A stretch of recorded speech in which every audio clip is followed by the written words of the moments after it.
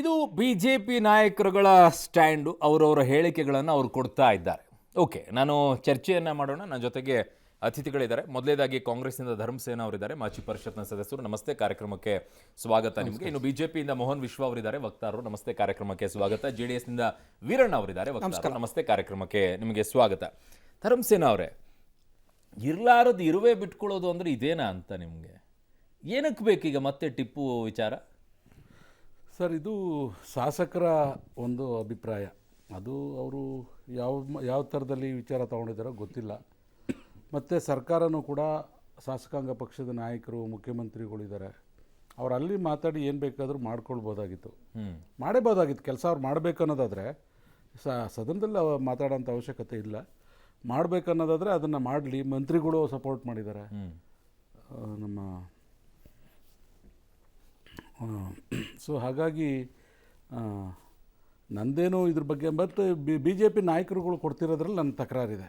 Okay, ಹೇಳಿಕೆಗಳು ಕೊಟ್ಟರಲ್ಲ, ಟಿಪ್ಪುಗೆ ಹುಟ್ಟಿದ್ದಾರೆ ಅಂತ ಅಂದರೆ ಏನು ಕೃಷ್ಣ ಪರಮಾತ್ಮನ 16,000 ಜನ ಮದುವೆ ಮಾಡ್ಕೊಂಡಂಗೆ ಯಾರು ಆ ಥರದ ಈಶ್ವರಪ್ಪನವ್ರು ಅಂಥ ಭಾಷೆಗಳೆಲ್ಲ ಉಪಯೋಗಿಸ್ಬಾರ್ದು.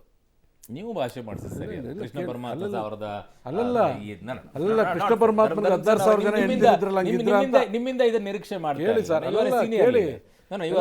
ಅವ್ರು ಹೇಳಿದ್ಮೇಲೆ ನಾನು ಹೇಳ್ಬೇಕಾಗ್ತದೆ. ಉಪಮುಖ್ಯಮಂತ್ರಿಗಳಾಗಿ ಅಲ್ಲಲ್ಲ, ನಾನು ಮಾತಾಡ್ಬಿಡ್ತೀನಿ ರೀ.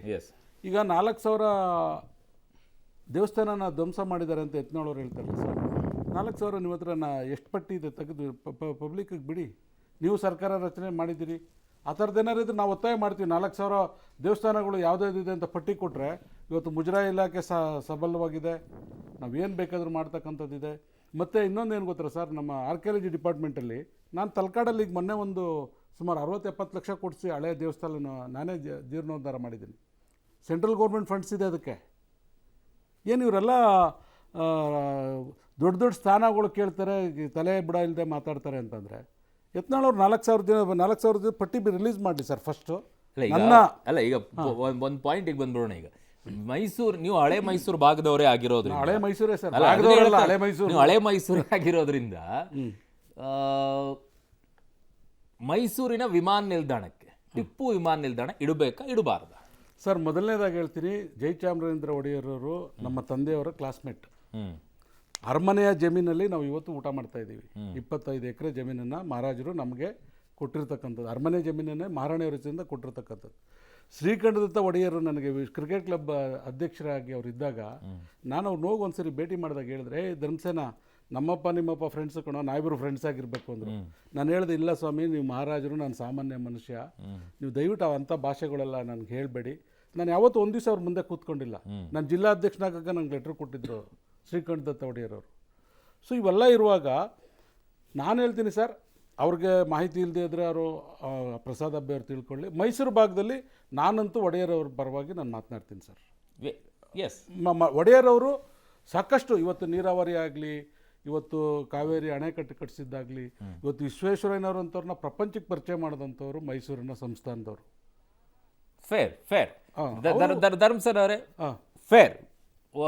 ಮೈಸೂರಿಗೆ ಕೊಡುಗೆ ಕೊಡಬೇಕಾಗಿರುವಂತ ಪಾತ್ರ ನೀರಾವರಿ ಆಗಿರ್ಬೋದು, ಶಿಕ್ಷಣ ವಿಚಾರದಲ್ಲಿ ಆಗಿರ್ಬೋದು, ವಿದ್ಯಾಭ್ಯಾಸದ ಆಗಿರ್ಬೋದು, ಮೀಸಲಾತಿ ವಿಚಾರದಲ್ಲಿ ಪ್ರತಿಯೊಂದರಲ್ಲೂ ಕೂಡ you can't even compare with Tipu. Small percentage ಅಲ್ಲಿ 0.01% ಕಂಪೇರ್ ಮಾಡಕ್ಕಾಗಲ್ಲ. ಬಟ್ ಯಾಕೆ ನಿಮ್ಮ ಪಕ್ಷದಲ್ಲಿರುವಂತ ಶಾಸಕರು ಅದನ್ನು ಪ್ರಸ್ತಾಪ ಮಾಡ್ತಾ ಇದ್ದಾರೆ? ಬ್ರಿಟಿಷ್ ವಿರುದ್ಧ ಧ್ವನಿ ಎತ್ತಿದ್ರಲ್ಲಿ ನಮ್ಮ ಭಾಗದಲ್ಲಿ ಅವರೊಬ್ರು. ಅವ್ರು ಬದುಕಿದ್ರು ಇನ್ನೂ ಒಳ್ಳೊಳ್ಳೆ ಕೆಲಸ ಮಾಡ್ತಿದ್ರು ಏನೋ ನನಗೆ ಗೊತ್ತಿಲ್ಲ. ಅವರು ಹಕೀಂ ನಂಜುಂಡ ಅಂತೇಳಿ ನಮ್ಮ ನಂಜುಂಡೇಶ್ವರನು ಕೂಡ ಪೂಜೆ ಮಾಡಿದ್ರಲ್ಲೂ ಕೂಡ ನಮಗೆ ಮಾಹಿತಿ ಇದೆ. ಅವ್ರ ಪಟ್ಟದಾನೆಗೆ ಇದು ಬರ್ತದೆ. ನಾನು ಅದನ್ನ ಹೇಳ್ತಾ ಇಲ್ಲ ಸರ್. ಬ್ರಿಟಿಷರ ವಿಚಾರದಲ್ಲಿ ಹೋರಾಟ ಮಾಡುವಲ್ಲಿ ಆ ಸಂದರ್ಭದಲ್ಲಿ ಯಾರ್ಯಾರದ್ದು ಏನೇನು ಕೊಡುಗೆ ಇರಬೇಕಾಗಿತ್ತು ಅದೆಲ್ಲವೂ ಕೂಡ ಕೊಡುಗೆಗಳನ್ನು ಕೊಟ್ಟಾಗಿದೆ. ನಾನು ಅದನ್ನು ಹೇಳ್ತಾ ಇಲ್ಲ. ಹಳೆ ಮೈಸೂರು ಭಾಗಿಗೆ ಕೊಡುಗೆ ಕೊಡೋದ್ರಲ್ಲಿ ಕಂಪೇರ್ ಮಾಡಿದಾಗ ಯಾರನ್ನ ನೀವು ಕಂಪೇರ್ ಮಾಡ್ತೀರಾ? ಒಡೆಯರ ಜೊತೆಗೆ 1% ಆದ್ರೂ ನಿಲ್ಲಕ್ಕಾಗತ್ತೆ ಟಿಪ್ಪು? ನೋಡಿ ಸರ್, ಇವತ್ತು ನಾನು ಲಕ್ಷ್ಮೀಪುರಮಲ್ಲಿ ನಂದು ಒಂದು ಮನೆ ಇದೆ ಮೈಸೂರಲ್ಲಿ. ನಮ್ಮ UGDದೆಲ್ಲ ಲಂಡನ್ನಿಂದ ತರಿಸಾಕಿದ್ದಾರೆ ಸರ್. ನಾನು ಇಂಡಿಯನ್ ಅಲ್ವೇ ಅಲ್ಲ. ನಾನು ಕೇಳೋದು ಒಡೆಯರವ್ರ ಜೊತೆ ಕಂಪೇರ್ ಲಂಡನ್ದು ಸರ್, ಮಹಾರಾಜರ ಜೊತೆ ಕಂಪೇರ್ ಮಾಡಿದ್ರೆ ಟಿಪ್ಪು 1% ಇದೆಯಾ ಸರ್? ನಾನು ಅದಕ್ಕೆ ನಾನು ಇದಿಲ್ಲ ಸರ್. ಬೇಕಾದ್ರೆ ಇವ್ರೇನ್ ಮಾಡೋರು ಇವ್ರದ್ದು ಹೇಳ್ತೀನಿ, ಅವ್ರೇನ್ ಮಾಡಿದ್ರೆ ಅವ್ರು ಮಾಡ್ತೀರಿ, ಅವ್ರದ್ದೇನು ವಿರೋಧ ಇದೆ ಅವ್ರಿಬ್ರು ಇನ್ನೊಂದು ಮಾಡಿ. ಸ್ಟ್ಯಾಂಡ್ ಇದು. No, no, no, no, no, no, no. ಇವು ಹಳೆ ಮೈಸೂರಿನವ್ರು ಆಗ್ಬಿಟ್ಟು ಹಿಂಗೆ ಹೇಳ್ಬಾರ್ದು. ಇಲ್ಲ, ನಾನು ಉತ್ತರ ಕರ್ನಾಟಕದವರಾಗಿದ್ದು ಹಳೆ ಮೈಸೂರಿನ ಭಾಗದ ಒಡೆಯರವರ ಕೊಡುಗೆಗಳನ್ನ ನಾನು ಓದ್ತಾ ಇದ್ದಾಗ ಐ ಆಮ್ ಶಾಕ್ಡ್ ಆಗಿ ನಿಲ್ತೀನಿ ನಾನು. ಆ ರೀತಿಯಲ್ಲಿ ಅವರ ಕೊಡುಗೆಗಳಿದೆ. ನೀವು ಅದನ್ನ ಹೋಗ್ಬಿಟ್ಟು ಆ ಟಿಪ್ಪು ಜೊತೆಗೆ ನಿಂತ್ಕೊಂಡ್ಬಿಟ್ಟು ಒಡೆಯವರು ಬೇಕಾ ಟಿಪ್ಪು ಬೇಕಾ, ನೀವು ಕಾಂಟ್ ಕಂಪೇರ್ ಸರ್. ಟಿಪ್ಪು ಜೊತೆಗೆ ಒಡೆಯರವರನ್ನ ಅಷ್ಟು ಅದ್ಭುತವಾದಂತ ಕೊಡುಗೆಗಳು ಹಳೆ ಮೈಸೂರಿನ ಪ್ರತಿಯೊಬ್ಬರು ಕೂಡ ನೆನೆಸ್ಕೊಳ್ಬೇಕು ಇವತ್ತು. ಆ ಒಡೆಯರವ್ರನ್ನ ಬಿಟ್ಬಿಟ್ಟು ಟಿಪ್ಪು ಹೆಸರಿಡಬೇಕು ಅಂತ ಅಲ್ಲಿ ನಮ್ಮೂರಲ್ಲಿರುವಂತಹ ಪ್ರಸಾದ್ ಅಬ್ಬಯ್ಯ ಅವರು ಅದಕ್ಕೂ ಲಿಂಕೇ ಇಲ್ಲದೆ ಇತಿಹಾಸದ ತಳಬುಡ ಗೊತ್ತಿದೆಯೋ ಇಲ್ಲೋ ಆ ಮಾನ್ಯ ಶಾಸಕರಿಗೆ ಹೋಗ್ಬಿಟ್ಟು ಅವ್ರನ್ನ ಟಿಪ್ಪು ಹೆಸರಿಡಬೇಕು ಅಂತ ಧ್ವನಿ ಎತ್ತಾರೆ ಅಂತಂದ್ರೆ ಐ ಆಮ್ ಶೇಮ್. ನಾನು ಆ ಜಿಲ್ಲೆಯವನಾಗ್ಬಿಟ್ಟು ನಮ್ಮ ಆ ಕ್ಷೇತ್ರದಲ್ಲಿರುವಂಥ ಶಾಸಕರ ಬಗ್ಗೆ ನಂಗೆ ಶೇಮ್ ಅನ್ಸಕ್ಕೆ ಶುರು ಆಗ್ಬಿಟ್ಟಿದೆ. Very sad. ಬೆಟರ್ ನೀವು ಒಂದು ಲೈನ್ ತಗೊಂಡ್ರಿ ಸರ್. ಮೋಹನ್ ಅವರೇ ಸರಿ, ಟ್ರೈ ಮಾಡ್ತೀನಿ. I will definitely try. Prasad Abbaiah ಅವ್ರಿಗೆ ನನ್ನ ಫ್ರೆಂಡ್ ನಮ್ಮಲ್ಲಿ ಕಲಿಗೆಗೆ ಹೇಳ್ತೀನಿ, ಟ್ರೈ ಮಾಡಿ. ಅವ್ರಿಗೆ ಪ್ರಸಾದ್ ಅಬ್ಬಯ್ಯ ಅವ್ರು ಸಿಕ್ಕರೆ ಕೇಳ್ತೀನಿ ನಾನು. ಅರುಣ್, ಈಗ ಬರೀ ಪ್ರಸಾದ್ ಅಬ್ಬಯ್ಯ ಅಲ್ಲ, ಅವ್ರ ಮಾತಿಗೆ ಇನ್ನು 4 ಜನ ರಿಯಾಕ್ಟ್ ಮಾಡಿದಾರೆ, ಅವ್ರನ್ನು ತಗೊಳ್ಳಿ. ರಂಗನಾಥನ್ ಜಮೀರ್ ಬೇರೆ ಇದ್ದಾರೆ. ಎಕ್ಸಾಕ್ಟ್ಲಿ ಒಬ್ಬರು ಸ್ಟ್ಯಾಂಡ್ ಅಲ್ಲ, ಇದು ಕಾಂಗ್ರೆಸ್ ಪಕ್ಷದ ಸ್ಟ್ಯಾಂಡ್ ಏನೆ. Let us be very clear on that. ತಿರ್ಗಾ ಆಮೇಲೆ ಕೃಷ್ಣನ್ ಧರ್ಮಸೇನ ಅವ್ರದ್ದು ಎಲ್ಲಿ ಸ್ಟ್ಯಾಂಡ್ ಇದೆ? ಅವ್ರು ಹೇಳಿದ್ದು ಒಡೆಯರ್ ಅವ್ರದ್ದೇ ಇಡಬೇಕು ಅಂತ. ಅಲ್ಲ, ಅದು ಅವ್ರು ಹಂಗೇನೆ, ಅವ್ರು ಅಲ್ಲೊಂದು ಇಲ್ಲೊಂದು, ಮುಂದೆ ಹೇಳೋದೊಂದು ಹಿಂದೆ ಮಾಡೋದೊಂದು, ಅದೇನು ಹೊಸದಲ್ಲ ಅವ್ರದ್ದು. ಒಂಥರ ಈ ತೊಟ್ಲು ಮಗುನು ಚಿವುಟೋದು. ಅದಕ್ಕೆ ಉತ್ತರನ ಜನ ಕೊಟ್ಟಿರೋದು ತಮಗೆ. ಸರಿ, ನಾನು ಮಾತಾಡಿದ್ರೆ ಸರ್ ನಿಮ್ಗೆ ಹಂಗಾರೆ 10 ವರ್ಷದಿಂದ ಕೊಟ್ಟಿದ್ದಾರೆ ಸರ್ ಕೇಂದ್ರದಲ್ಲಿ. ಇವತ್ತು ನಿಮ್ಮ ನಿಮ್ಗೆ 10 ವರ್ಷದಿಂದ ಕೊಟ್ಟಿದ್ದಾರೆ ಕೇಂದ್ರದಲ್ಲಿ. ನೋಡಿಲ್ವ ಎಷ್ಟು ಮಾತಾಡಿದ್ರು? ನಿಮ್ಗೆ ಈಶ್ವರಪ್ಪನವರು ಅಲ್ಲ ಸ್ವಾಮಿ, ಅಸೆಂಬ್ಲಿ ಬಿಟ್ಕೊಂಡು ಕೂತಿದ್ದೀರಾ. ಎಲ್ಲ ಉಚ್ಚಾಸ್ಪತ್ರೆಯಲ್ಲಿ ಇರ್ಬೇಕು ಇವರೆಲ್ಲ. ವಿರೋಧ ಪಕ್ಷನವರು ಅಧಿಕೃತ 4,000ದಲ್ಲಿ 400 ಲೆಕ್ಕ ಇದೆ. 4,000 ಅಂತ ಹೇಳಿದ್ರಲ್ಲ, ಎಲ್ಲಿಂದ ಬಾಯಿಗೆ ಬಂದಿದ್ದು? ಸುಳ್ಳು ಹೇಳೋದು ನೀವು ಸರ್, ನಾವಲ್ಲ. ಬಿಡ್ಬೇಕಲ್ಲ ನೀವು. ಕೇಳಿ ಸರ್, ಕೇಳಿಸ್ಕೊಳ್ಳಿ. ನಿಮ್ ಬಿಜೆಪಿ ಅವ್ರಿಗಿಂತ ಒಳ್ಳೆ ಸ್ಟ್ಯಾಂಡ್ ಅಲ್ಲಿ ನಾನು ಆಯ್ತಲ್ಲ. ಈ ಶ್ರೀರಾಮನ ಅಸ್ತಿತ್ವವನ್ನೇ ಪ್ರಶ್ನೆ ಮಾಡಿ ಶ್ರೀರಾಮ ಇಲ್ವೇ ಇಲ್ಲ ಅಂತ ಕೋರ್ಟಲ್ ಅಫಿಡವಿಟ್ ಆಗ್ತವ್ರ ಬಾಯಲ್ಲಿ ಶ್ರೀಕೃಷ್ಣನ ಬಗ್ಗೆ ಅಷ್ಟು ಕೆಟ್ಟದಾಗೆ ಬರೋದು. ಅದು ಕಾಂಗ್ರೆಸ್ನವರ ಹುಟ್ಟು ಗುಣ. ಆಯ್ತಲ್ಲ, ರಾಹುಲ್ ಗಾಂಧಿ ಇವತ್ತು ಅಯೋಧ್ಯೆ ಇವರು 4,000 ದೇವಸ್ಥಾನಗಳ ಬಗ್ಗೆ ಒಂದು ಪಟ್ಟಿ ಕೊಟ್ಬಿಡಿ, ಮುಜರಾಯಿ ಇಲಾಖೆ ಮಾಡಿದ್ದಾರೆ ಅಂತಂದ್ರು. 4,000 ಬೇಡ, ಒಂದೇ ಒಂದು ದೇವಸ್ಥಾನ ಕೊಡ್ತೀನಿ. ಇದೇ ಶ್ರೀರಂಗಪಟ್ಟಣಕ್ಕೆ ಹೋಗ್ಲಿ, ಮೂಡಲ್ಬಾಗಲ್ ಆಂಜನೇಯನ ದೇವಸ್ಥಾನ ಮಸೀದಿಯಾಗಿ ಹೆಂಗ್ ಕನ್ವರ್ಟ್ ಮಾಡಿದ್ರೆ ಟಿಪ್ಪು ಸುಲ್ತಾನ್ ಅಂತ. ಇವ್ರಿಗೆ ತಾಕತ್ತಿರೋ ಧೈರ್ಯ ನಾಳೆ ಬೆಳಗ್ಗೆ ಹಂಗಾರೆ ದೇವಸ್ಥಾನ ಮಾಡ್ಲಿ ನೋಡೋಣ. 4,000 ಬೇಡ, ಒಂದೇ ಒಂದು.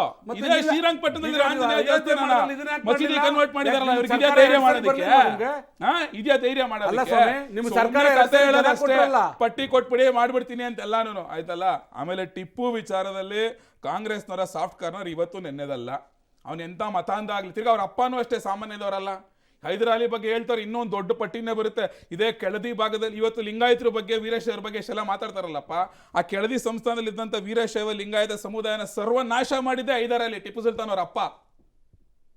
ಟಿಪ್ಪು ಸುಲ್ತಾನ್ ಆರಾಧನೆ ಮಾಡ್ಬೇಕಾದ್ರೆ ಇವತ್ತು ಇಲ್ಲಿ ಕುತ್ಕೊಂಡು ತಿರ್ಗಾ ಮದಕರಿ ನಾಯಕ ಚಿತ್ರದುರ್ಗದಲ್ಲಿ ಅವನ್ ಕರ್ಕೊಂಬಂದು ಶ್ರೀರಂಗಪಟ್ಟಣದಲ್ಲಿ ವಿಷ ಹಾಕಿ ಕೊಂದವನು ಟಿಪ್ಪು ಸುಲ್ತಾನ್. ಇವ್ರು ಇವತ್ತು ನಾಯಕರ ಬಗ್ಗೆ ಮಾತಾಡ್ತಾರೆ. ಅಂತ ಮತಾಂಧ, ಅಂತ ಕೊಲೆಗಾರ, ಅಂತ ದೇವಸ್ಥಾನಗಳನ್ನ ಹೊಡೆದವ್ರನ್ನ ಇವರು ಆರಾಧನೆ ಮಾಡ್ಕೊಂಡ್ ಬಂದ್ರು. ತಿರ್ಗಾ ನೀವು ಇನ್ನೊಂದು ಪ್ರಶ್ನೆ ಕೇಳಿದ್ರಿ, ಟಿಪ್ಪು ಸುಲ್ತಾನ್ಗೂ ಹುಬ್ಳಿ ಧಾರವಾಡಗೂ ಏನ್ ಸಂಬಂಧ ಅಂತ ಹೇಳಿ. ಇವ್ರ ಉದ್ದೇಶನೇ ಅದು ರೋಣ್.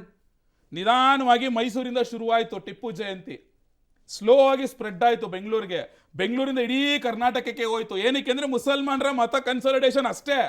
ನೋಡಿ, ಸ್ಟ್ರಾಟಜಿಕಲ್ ಆಗಿ ಮಾಡಿದ್ರು ಇವರು. ಏನು ಅದಕ್ಕೋಸ್ಕರ ಪ್ರಸಾದ್ ಅಬ್ಬಯ್ಯ ಅವರು ಅದ್ರ ಬಗ್ಗೆ ಹೇಳ್ತಾರೆ, ಪ್ಯೂರ್ ಸ್ಟ್ರಾಟಜಿ.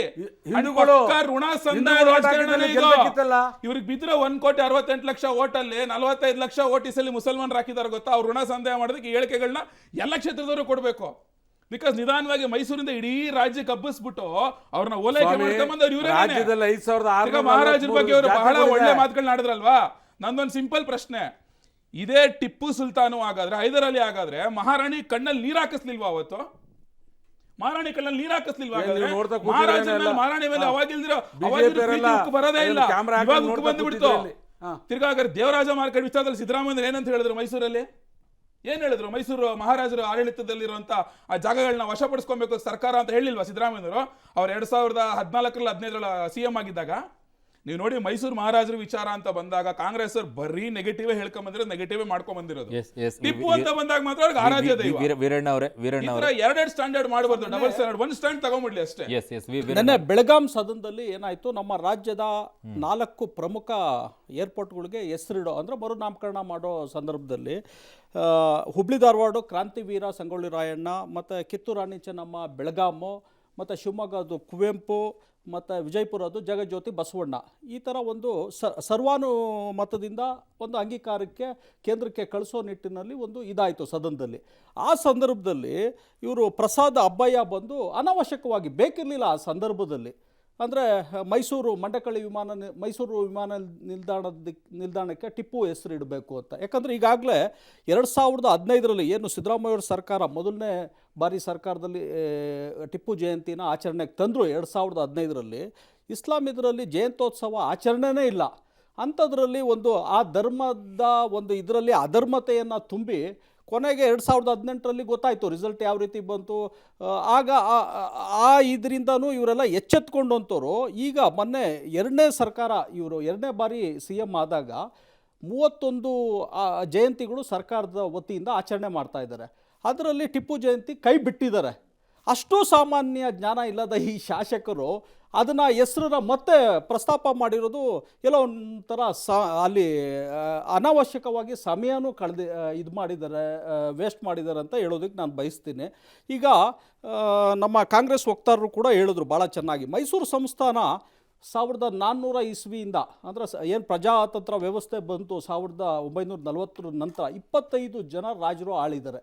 ಅಂದರೆ ಆ ಥರ ರಾಯರಿಂದ ಶುರುವಾಗಿ ಕೊನೆಗೆ ನಾಲ್ವಡಿ ಕೃಷ್ಣರಾಜ ಒಡೆಯರವ್ರಿಗೂ ಭಾಳಷ್ಟು ಕೊಡುಗೆಗಳು ಕೊಟ್ಟಿದ್ದಾರೆ. ಮೈಸೂರು ಜಿಲ್ಲೆಗಾಗಿರ್ಬೋದು, ರಾಜ್ಯಕ್ಕಾಗಿರ್ಬೋದು, ದೇಶಕ್ಕಾಗಿರ್ಬೋದು, ಅವರ ಕೊಡುಗೆ ಭಾಳಷ್ಟು ಅಪಾರ.